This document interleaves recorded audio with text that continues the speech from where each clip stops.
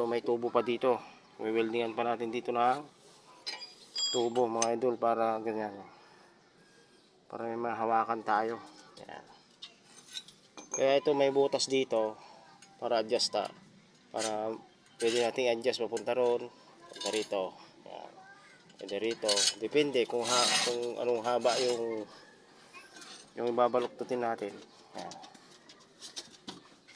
Ano magaling. Gawa lang ito sa scrap mga idol. Binili ko lang ito sa junk shop.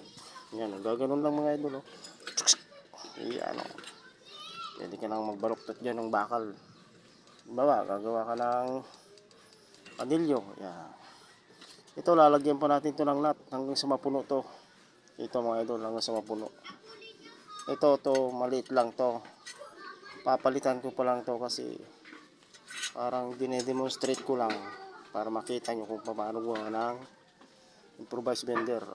Ang mga gamit ko mga idol. Pinambutas ko.